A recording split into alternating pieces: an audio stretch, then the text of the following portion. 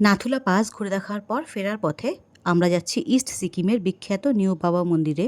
সিকিম রাজ্যে দুটি বাবা মন্দির রয়েছে, একটি রয়েছে পুরনো সিল্ক রুটে এবং অন্যটি নাথুলার কাছে। নাথুলা পাস থেকে নিউ বাবা মন্দিরের দূরত্ব প্রায় 8.5 কিলোমিটার, গাড়িতে প্রায় 30 থেকে 35 মিনিট।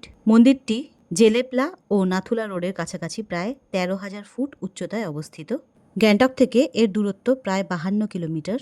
ওল্ড বাবা মন্দিরটি নাথুলা পাস এবং নাথাং ভ্যালির কাছে মূল বাংকারে অবস্থিত, যেখানে ভারতীয় সেনা বাবা হরভজন সিং কর্মরত ছিলেন।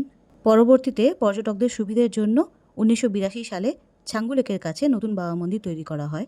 নাথুলা থেকে বাবা মন্দির যাওয়ার এই পাহাড়ি পথ সত্যি চোখে পড়ার মতো। এই অঞ্চলের প্রায় পুরো এলাকাই ভারতীয় সেনাবাহিনীর তত্ত্বাবধানে রয়েছে। আমরা প্রায় চলে এসেছি নিউ বাবা মন্দিরের কাছে। ভারতীয় সেনার বীর জওয়ান বাবা হরভজন সিং এর স্মৃতির সঙ্গে জড়িত আছে এই স্থানটি। প্রতি বছর অসংখ্য পর্যটক এখানে দর্শন করতে আসেন। এই মন্দিরে রয়েছে আকর্ষণীয় ইতিহাস। স্থানীয়দের মতে এবং এখানকার সৈন্যরাও বিশ্বাস করেন বাবা হরভজন সিং এর আত্মা এখনও এলাকাটিকে পাহারা দিচ্ছেন। পাহাড়ি রাস্তার মতো আবহাওয়াও এখানে মুহূর্তে মুহূর্তে পাল্টে যাচ্ছে। কখনো রোদ, কখনো মেঘ, আবার কখনো ঘন কুয়াশা এসে ঢেকে দিচ্ছে চারপাশ। নাথুলার উচ্চতায় শ্বাসকষ্ট বা অক্সিজেনের অভাব অনুভূত হলেও এখানে কিন্তু তেমন কিছু মনে হচ্ছে না। মন্দিরটির চারপাশ পাহাড় দিয়ে ঘেরা, ঘন কুয়াশা আবৃত ঠান্ডা ফ্রেশ হাওয়া পুরো পরিবেশকে অন্য মাত্রা দিয়েছে। এখানে এসে শুধুই ঘোরা নয়, জায়গাটির ইতিহাস জানাটাও এক বিশেষ অভিজ্ঞতা।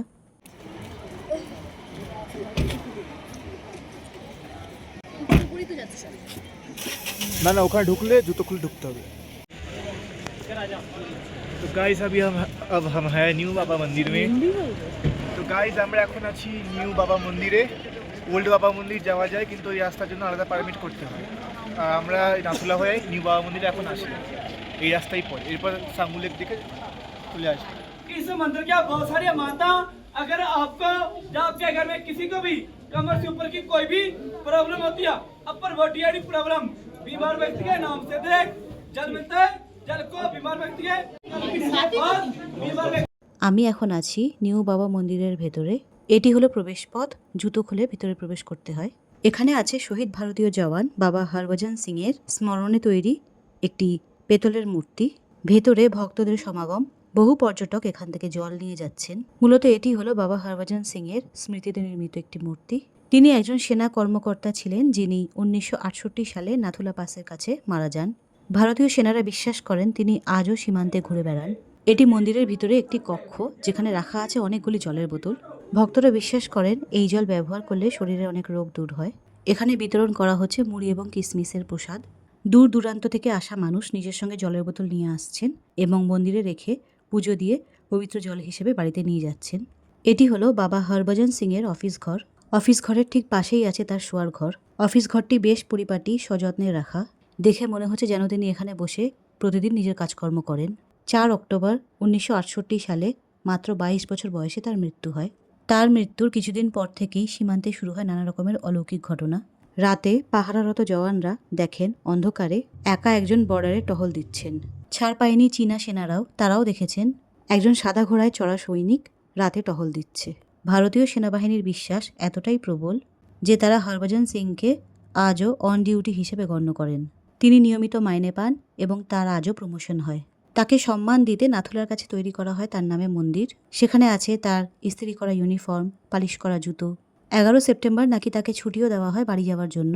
শুধু তাই নয়, চীনা সেনারাও তাকে যথাযথ মর্যাদা দেয়। ফ্ল্যাগ মিটিংয়ের সময় বাবার জন্যে একটা চেয়ার খালি রাখে চীনা অফিসাররা। দেশপ্রেম হয়তো এটাকেই বলে। একজন মানুষ মারা যাওয়ার পর তার আত্মা আজও পঞ্চভূতে বিলীন হয়ে যায়নি। দেশ রক্ষার স্বার্থে তার আত্মা আজও ঘুরে বেড়াচ্ছে পাহাড়ে। এ বিষয়ে বিজ্ঞান কি বলবে জানি না, তবে কিছু অবাস্তব ঘটনা বিশ্বাস করতে বাধ্য করে। তার মধ্যে অন্যতম হরভজন সিং এর কাহিনী।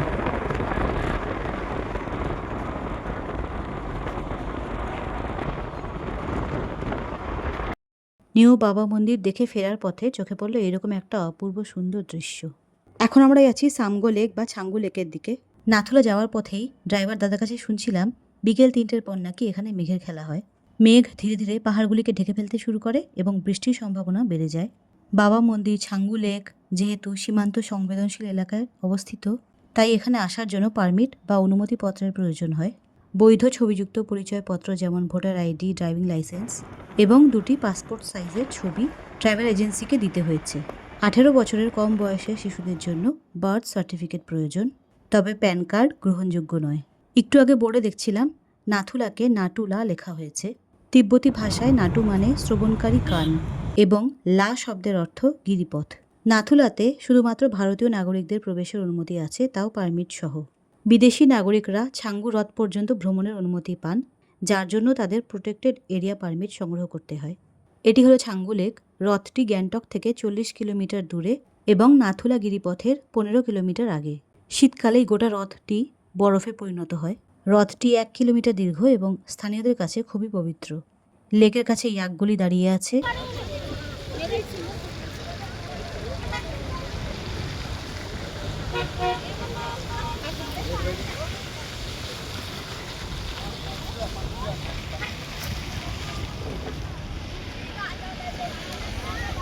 আমরা যখন ওপরে ছিলাম তখন এখানে এক পশলা বৃষ্টি হয়ে গেছে।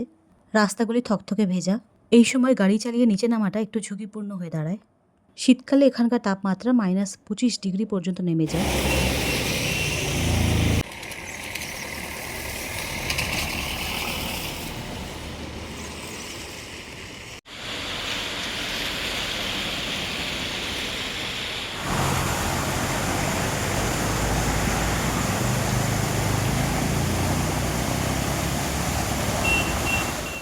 কিছুটা পথ আসার পর চোখে পড়ল মন্দাকিনী জলপ্রপাত।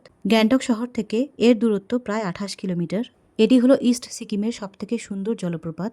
এই জলপ্রপাতের সামনে দাঁড়িয়ে থাকা এই রকম উঁচু পাহাড়ের দৃশ্যটি প্রকৃতির এক জীবন্ত ক্যানভাস।